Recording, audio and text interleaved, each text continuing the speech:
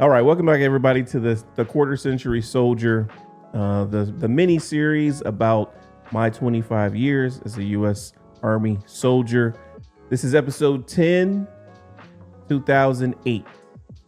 And if you haven't seen 2007, that was prior. Please go check that out. I don't know where you are in the series. 2008, 2009, and 2010.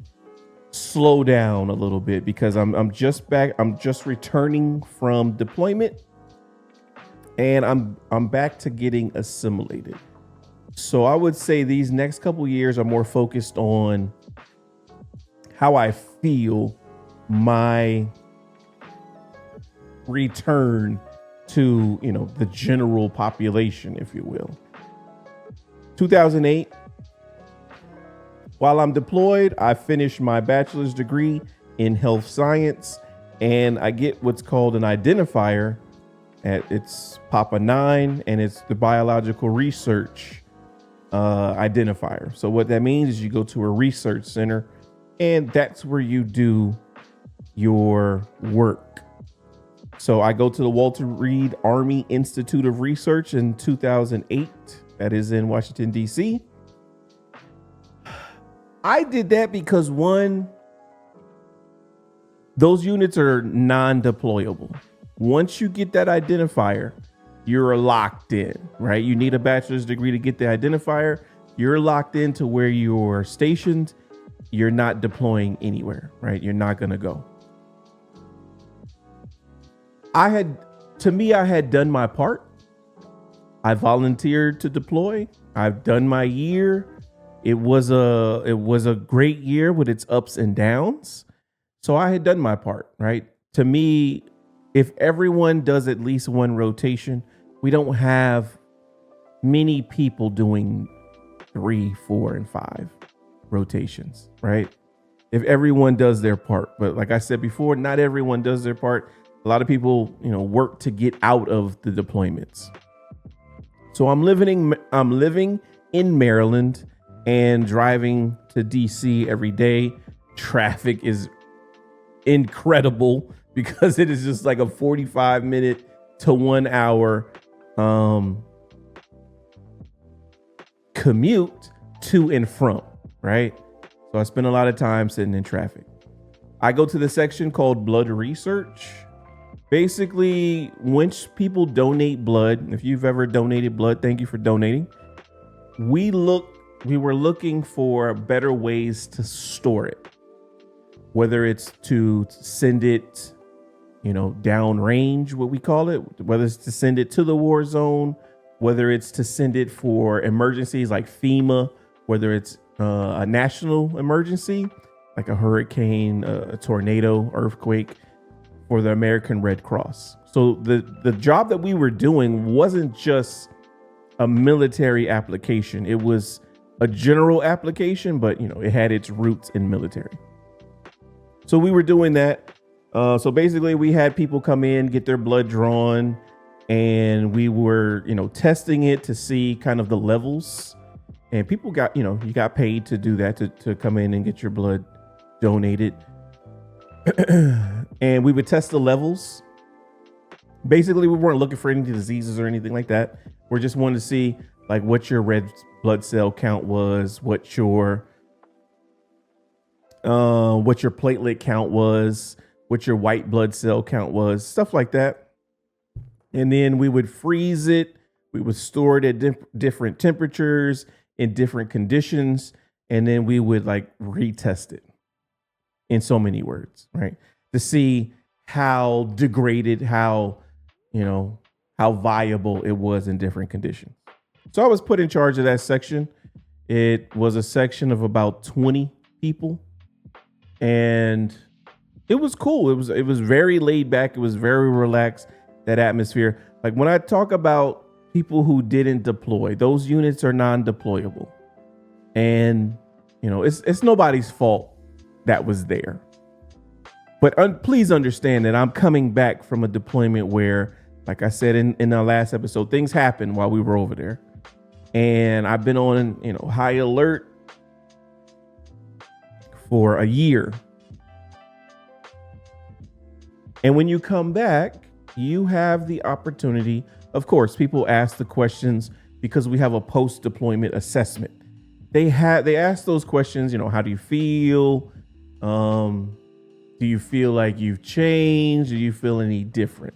Right? And I didn't then, and I don't now. It didn't break me, right? It didn't. When people think of PTSD, they think of night terrors and waking up in the middle of the night sweating and yelling and just, and almost losing your mind. I didn't feel that. I don't feel that to this day. The thing that I felt differently was people complained about the smallest thing and people just weren't resilient enough, right? And so I think I had a moderately high level of irritability. It didn't manifest itself in like arguments or fighting and anything like that. It was just, I didn't like to hear it, right? If I'm standing in line and someone's, complaining about the Walmart lines not being a bunch of cashiers, maybe 2 lines open out of, 15, 16. Now I would be like, hey, where's everybody? Like, why aren't these lines open? But back then in 2008, when I'm coming back fresh, it was just like, it's not that big of a deal. You know what I'm saying? Like, there's a lot of other things that are happening. There's a lot of things going on. There's a lot of people away from their families. There's a lot of people dealing with other issues, right? Because just because someone was down deployed, they had issues going on back at home. There's a lot of things that happened to a lot of people. I just, I didn't have to worry about that because it was just me. So I think that was the biggest thing for me, was the feeling. I didn't feel like going to work every day. I just wasn't motivated by it because I felt like it was, and it was my choice. I get that. I get that. I went from Baghdad ER, things happening, and we gotta go. Someone came in, we gotta get them treated, we gotta get them blood, we gotta get their lab work, we gotta go, get them stabilized, we gotta go. To just coming in every day and it's kind of like, hey, what's going on? Oh, we got one person coming in to get blood drawn, and then we're just running our normal tests. I went from like 10 to like 2 as far as speed. We call it op tempo as far as speed. So it was really like no motivation on my part. In 2008, work wise, I was just not into it. And maybe that was my form of post-traumatic stress disorder. I just wasn't in tune. I wasn't involved. I know a lot of people come back and they're still on like really high alert.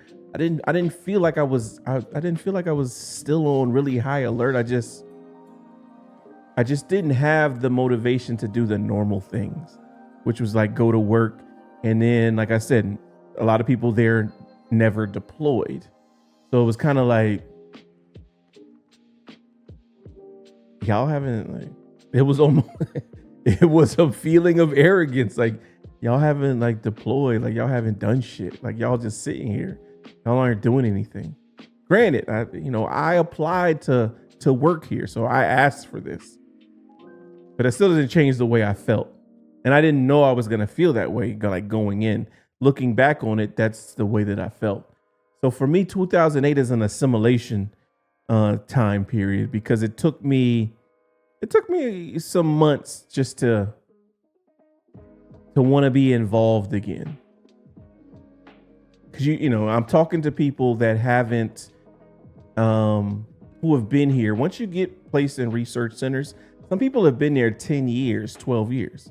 Like I said, usually in other Army units, you move around every 3 to 4 years, you move. But because research is one of those things where research takes a very long time. There's people who've been researching, cancer, infectious diseases, blood, malaria for 25, 30 years, and they barely take a step forward, right? So what it is you want the congruency of or the consistency, the stability of the same people being there for a long time. What you don't want is a turnover of every 3 to 4 years. So that's why people stay in those duty stations for 10, 12 years. And so I'm talking to people who have been here, some people who have been here 6, 7, 8 years. It's just like, I'm just coming off of deployment, man. Like, I just got back from Iraq. Like, what you're telling me is, it's just not, I don't care. I can't put it into words. It just wasn't important to me.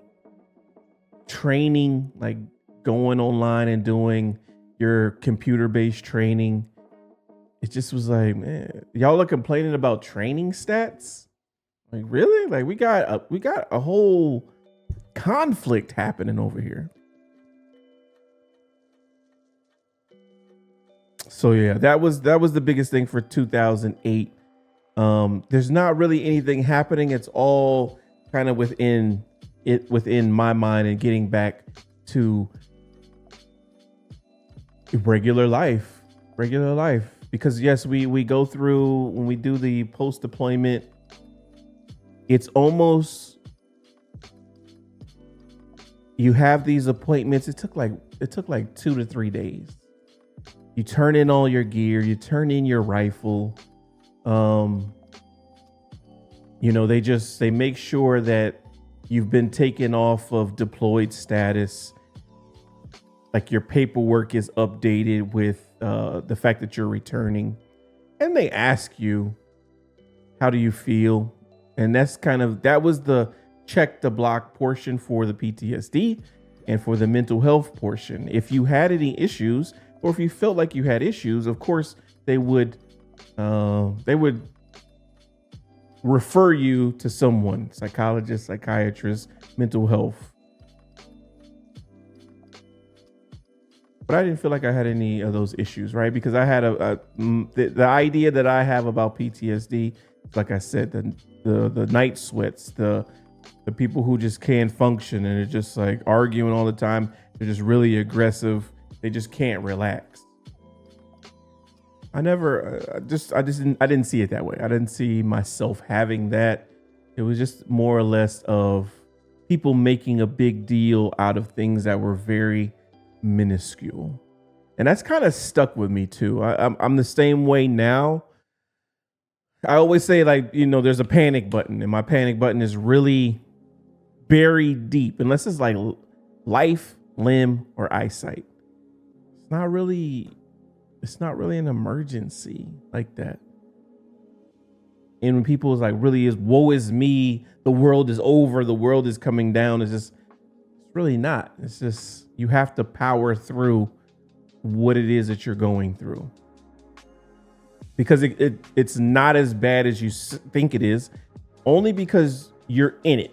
You feel that way. So you're going through that range of emotions.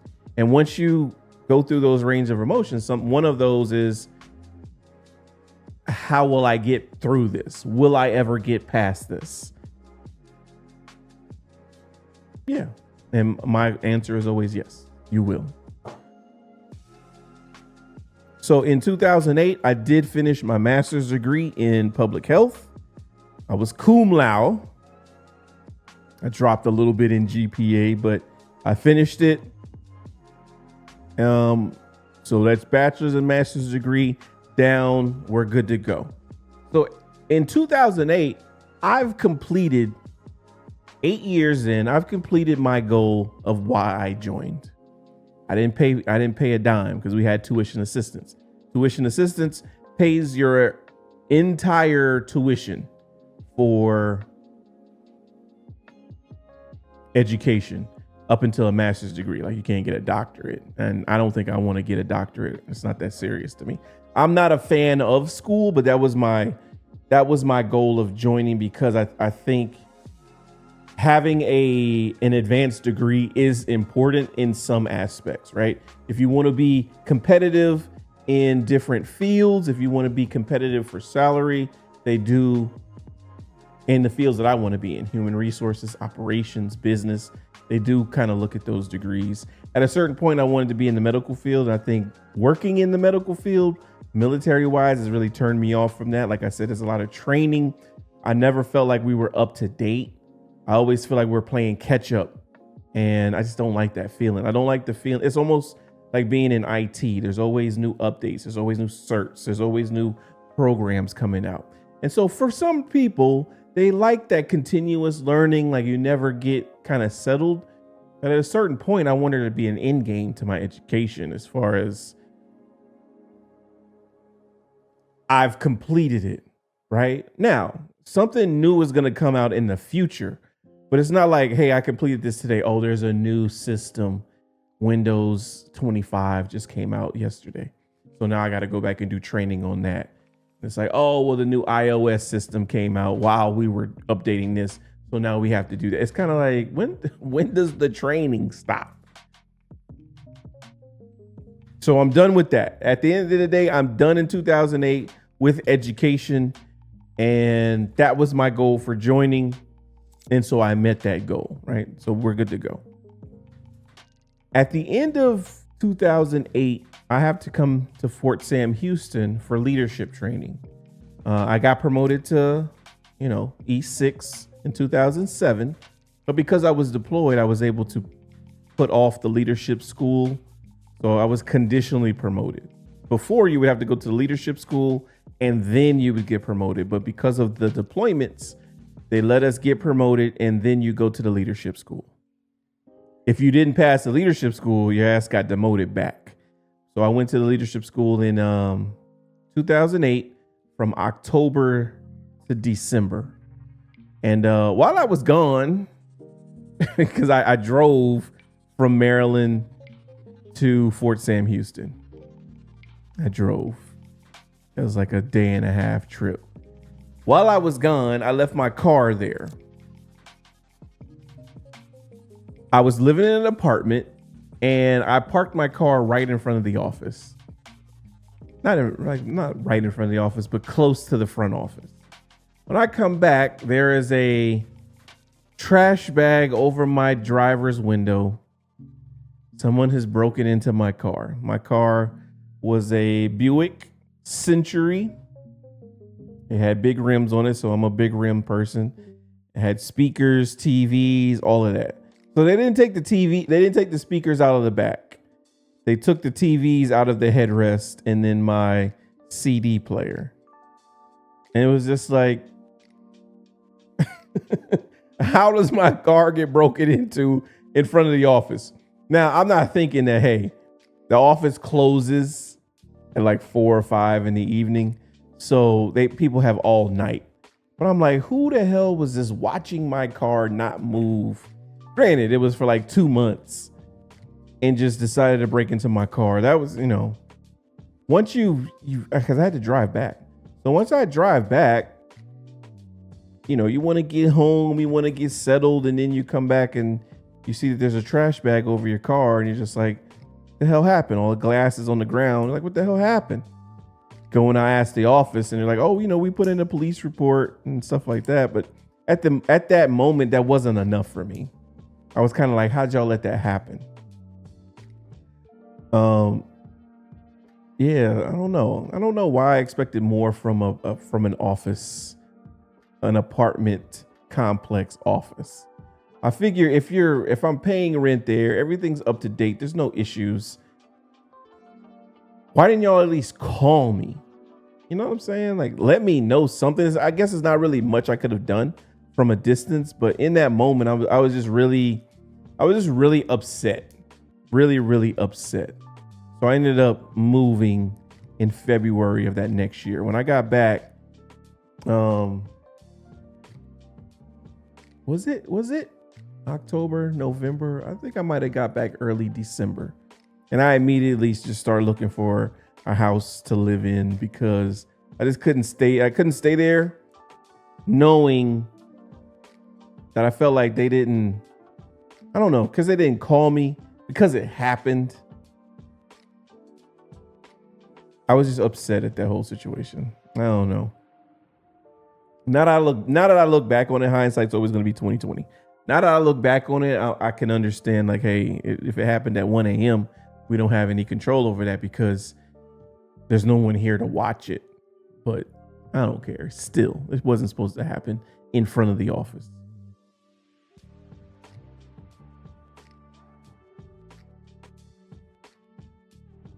Yeah, when you always think back on stuff, you're kind of just like, why didn't I think of that then? why was I so upset? I don't know. I just feel like you've been violated because someone stole your stuff. Kind of like, man, you guys are lame as hell for that. So again, 2008 was a mental game for me, and I highlight that because I also said when I got back in 2007. I bought a Chevy Tahoe for myself, right? My first brand new car, 8 miles on it when I bought it. And so I went back home. I went to visit my home in South Carolina. And when I'm there, I'm driving on a back road between Augusta and Hilton Head. I get stopped by the police. Again, this is 2008. My Tahoe is 2008, is brand new. And just the level of questioning from the police officer was kind of like, okay, license and registration. Cool. My registration is obviously registered to me. And he's like, is this your vehicle? What do you mean, is this my vehicle? My name is on the registration. It was just a matter of, I don't know. It reminded me that even though he was like, is this your car? Where did you get it from? How are you able to pay for this type stuff? Because it was black. It was, the top of the line model, of course. The new body style had just came out. And it was late at night. It was probably like 10 or 11. But it's just because, I'm driving down from DC. I think I left a little bit late. So I was just arriving late. And I had went to Augusta first and then went over to Hilton Head rather than come straight down 95. And, just the level of questioning. And, the people that I was with was just like, don't say nothing. Don't catch an attitude. What you mean? Don't catch an attitude? For that level of questioning to come. And again, I had just come back, but I'm returning back from supporting our nation in a war, right? And so that reminded me that just because I volunteered to go. It was part of my job. I don't need to be thanked for that, even though people thank you for your service, right? But people thank you for your service when they see you in uniform, but they have a different idea about me when I'm not in uniform. And so that instance, that scenario just reminded me it didn't matter that I had just come back from being deployed for a year. You know what I'm saying? Sitting in a bunker with rockets falling next to me, losing a friend that was over there. Like, I'm black. And that's what he was treating me as. He was treating me as someone who was black and who had a vehicle that they shouldn't have had. And that was just really, that annoys me. It doesn't upset me. When I think upset, I think like I'm sad. It makes me mad that happens. And that happened because that was just, I was just like, this is mine. My registration, it has my name on it. And yes, I had an attitude. So I'm just like, I'm not going to beg and plead to, yes, sir, don't, I'm sorry. I apologize. No, this is mine. Everything is legit. Insurance is legit. Registration is legit. I was speeding. If you're going to give me a fucking ticket, just give me the ticket. But don't act like don't think I'm getting ready to like bow down and ask for some sort of waiver or some sort of favor to let me go. Just give me the damn ticket and let me be on my way, right? I was speeding. Okay. But that just reminded me, and that, that was the reason why 2008 was like that for me. That just reminded me this, it doesn't matter. It doesn't matter what I did for a living. In any certain instance, just like that one, I was reduced to a color. And that's all it was based on. You can't tell me anything otherwise, right? Because just the level of questioning was in line with that. And stuff like that, when you come back from being deployed, just reminds you of where we are in the United States. Just little simple petty things like that. Because when you're deployed, that one of the good things is that you know who the enemy is, right? You know who we're fighting against. You know that. When you come back stateside, you don't fucking know. You don't know. You think police, fire, FBI, CIA, they're all there to protect you as a United States citizen. That's not always the case. That's not always the case.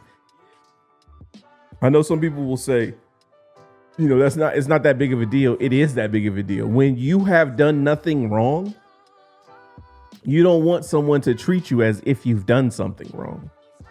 And again, I'm already coming back with the mentality of don't complain about the little stuff. Think about the big picture. There's people going through things that are really serious. And so, I'm not drunk driving. I'm not high. I forgot how fast I was going, but it's a back road in the country. So it was just speeding. You know what I'm saying? I don't know whether he was trying to find out if there was something else going on, if something else was happening. But yeah, I get pissed off when I'm being accused or someone is accusatory of me and I'm not doing anything wrong, right? I get upset. I get highly upset because there's no reason for you to think that, right? That's just your own biasness. And so, yeah, that's why 2008 especially was just, I didn't like going to work. I didn't like putting forth the effort. And maybe that was my form of PTSD coming back from deployment, was just not being interested in that type of stuff. But, eventually it wore off because I started to be more involved at work and with stuff that was going on. Because I think it became a memory, a distant memory versus it being kind of fresh. So that was the culmination of 2008, man. There's not much going on. It's just me coming back and dealing with having to be around people that don't necessarily understand what you went through, but it wasn't their job to understand. But I wasn't thinking that. I wasn't thinking that, hey, this person has no idea. This person had their own thing that they were going through. So they didn't have any awareness for myself. But, at the time I didn't care. So that's 2008. I'll get into 2009 tomorrow at the same time. Thank y'all for watching the Quarter Century Soldier. It's 2008. I'm Felix Black, and I'll see y'all in the next episode.